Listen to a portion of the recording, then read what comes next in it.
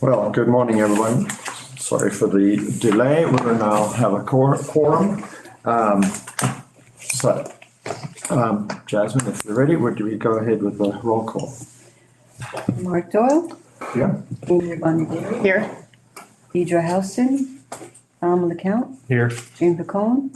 Brian Berrien. Here. Great. Have there been any conflict of interest disclosures for this agenda?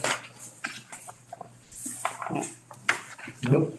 And proof of meeting notice went out. Okay. Bills and communications, there are none. None. I know of. And the minutes. So the November minutes are still being developed. We'll have them in time for January. Thank you. So we'll move on to Treasurer's report. Yes. Financial report. Okay, looking at the balance sheet as of November 30th, we have 2.5 million in cash. Moving over to the P&L. We have revenues of 192,000 to a budget of 309,000, so we're unfavorable by 117,000. Our expenses are 515,000 to a budget of 747,000.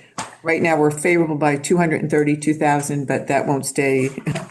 We're going to incur the 230 along the professional service contracts, and then I have to accrue the audit. We should be a little over budget in the expenses with the professional service line, and it's offset in the revenue above.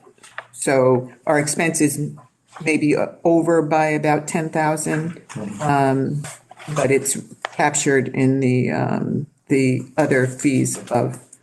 So it's really going to be our revenue that's under budget and will cause us to be unfavorable to budget. We have a net income right now of 323,000 to a budgeted loss of 438,000. So far, we're favorable for 116,000. But as I said, that'll disappear. Thank you, Jane. Questions? Thank you. No reports from any committees? None. No unfinished business. Under new business, the meeting schedule was published. And is it in the pack? Yeah, last page. Thank you. So we'll get that into our calendars. If everybody's okay with that. And the item for us to consider today is consideration and approval of an authorizing resolution for ECA Buglio Hudson Heritage LLC in the town of Poughkeepsie for the assignment of an existing project agreement relating to the FTEs reporting from ECA Buglio Hudson BK LLC to KQ Incorporated. So I think what I'd like to do is, Robin, would you like to head that up and we'll see where we're going? Absolutely. What questions there are. Right, before we get started, I just want to confirm that we have Jennifer Smithers from East Coast Acquisition joining us via Zoom. It doesn't look like it.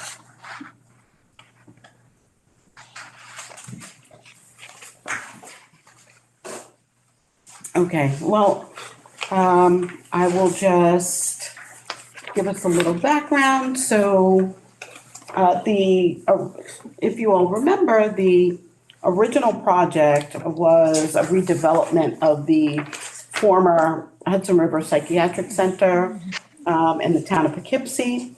It was developed into a mixed-use community, which is now known as Hudson Heritage. That was over 6 phases. The proposed community was to house up to 750 residences. This was proposed over 430,000 square feet of commercial space, several national retailers have since leased space there. So you've got ShopRite and Starbucks and CVS. On or around August 1st of 2024, ECA Buglio Hudson Heritage entered into a lease agreement with us here at the IDA. And then not too shortly afterwards, the ECA Buglio then assigned a portion of the project to ECA Buglio Hudson BK. So it is that parcel, ECA Hudson BK, which is approximately 9/10 of an acre, that was then sold to Keiko. So Keiko, who is represented by East Coast, who was supposed to be here today, is... I'm here. Oh, you are here. Hi. Yeah, I'm sorry. I was muted earlier and I couldn't unmute unless the host allowed me to, but they allowed in the middle of your spiel. So I'm sorry. Apologies. Oh, no. Wonderful. So let me just finish the summary and then I'll ask you to, speak for a few minutes and provide us the reasoning why you're here.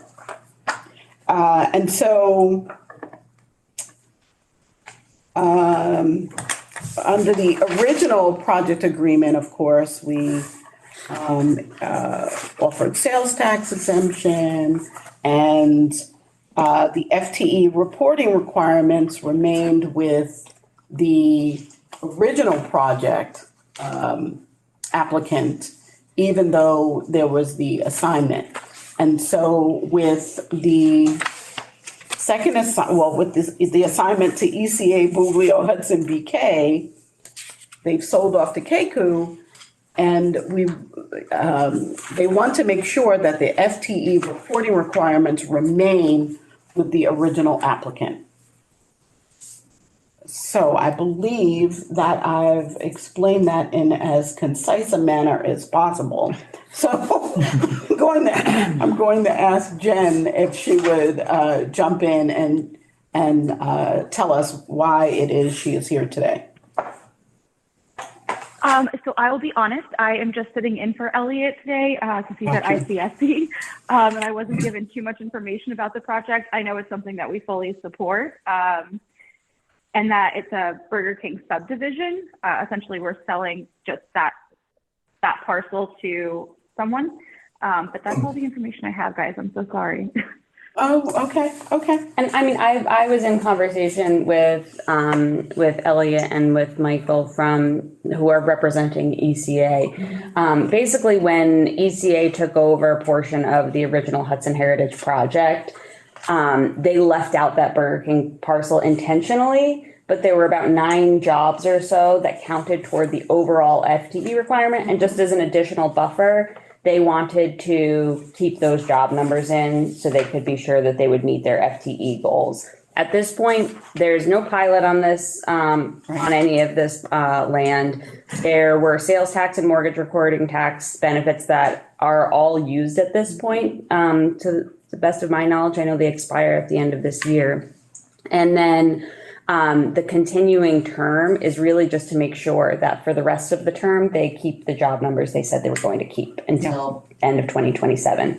So this is just to assign what's already the agreement for this project.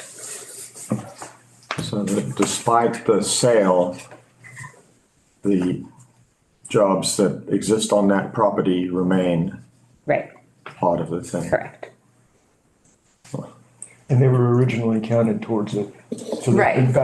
They were counted towards it until 2024 when this was assigned. When it was assigned, the Burger King lot was left out, and we just had this separate side agreement that said this related entity will continue reporting to us for those 9 jobs. And now this new entity coming in, we ask that they also continue reporting.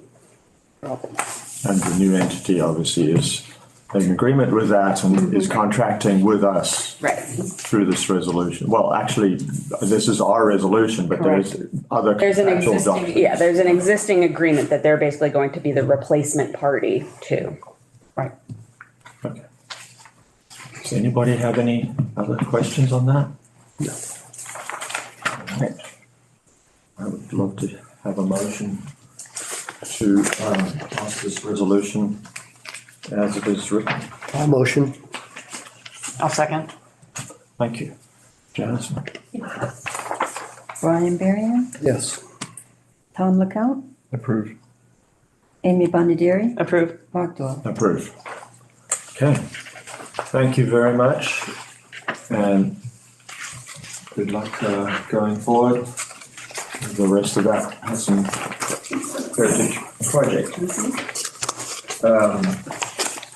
All right. So do you have any more on the IBA for us to discuss? Before we move forward, I'd like to ask Dawn if you could share an update on the T-Rex Sure. issue. Yeah, the issue is that under the pilot agreement, for this particular parcel, the full amount was paid timely under our pilot agreement. Pilot schedule kicked in because when the CO was granted.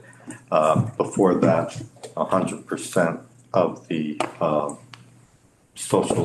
of the special district payments that were due were collected. They still were collected, they were timely paid, they were sent on to the town, and the town received them a few days in, maybe around March 12th, at least the check I think was dated March 12th. And they received it, cashed the check. The money eventually made its way to the Dutchtown Water and Wastewater Authority. Somehow or other it was not reported as having been paid to the county, and they claimed that all of it was due, including a penalty. And then when they learned that, they confirmed that receipt was, they did receive it, and they didn't know how to, and they still don't know how to handle this as far as the accounting process goes. They said they weren't looking to enforce anything since, and there's a question as to the exemption on their accounting system, that the property is exempt, but payment was made. The peculiar part is that all the other special districts that were paid, there was never any issue with that, and no claim has been made. So right now it is with the county, and they're trying, the latest I've heard for the past week, maybe week and a half, is that they're trying to work something out between the county departments and Dutchess County Water and Wastewater Authority that would obviate the need for any other action on our part. If that doesn't work, the backup is that we go to the town and ask the town officials to go back and explain why, when things were received, and make sure that, and they failed to notify the county that it was paid.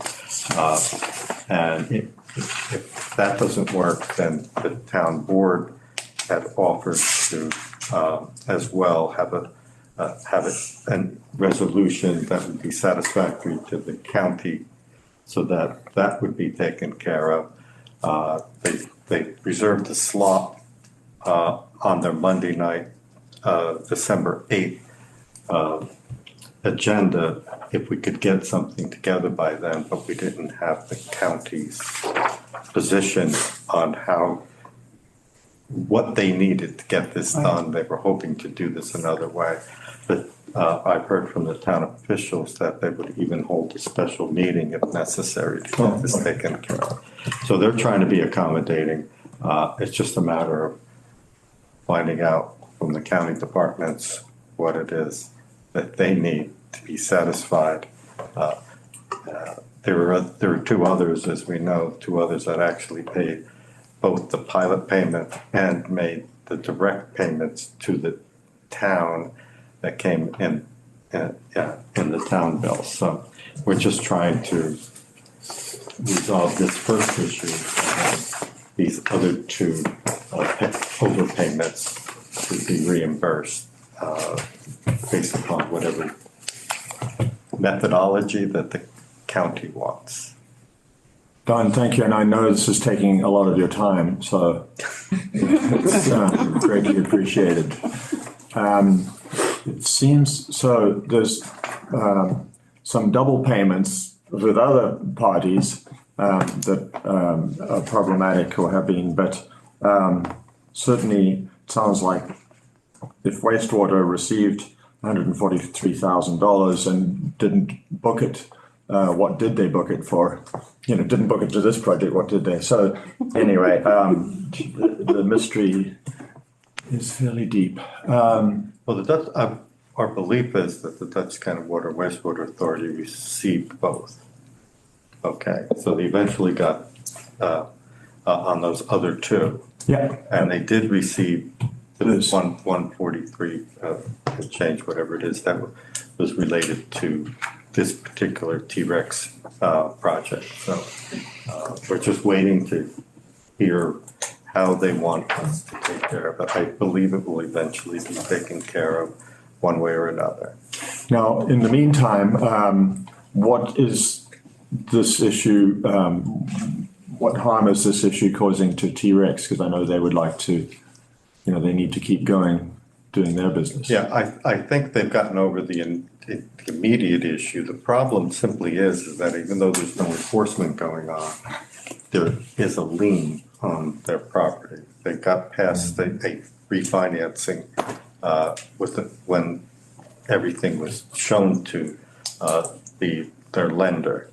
But we do have to get this taken care of. That's not fair to T-Rex. Right. Okay, thank you very much. Nothing further on the Anything IDA else? side. Okay, in that case, we shall adjourn the IDA meeting.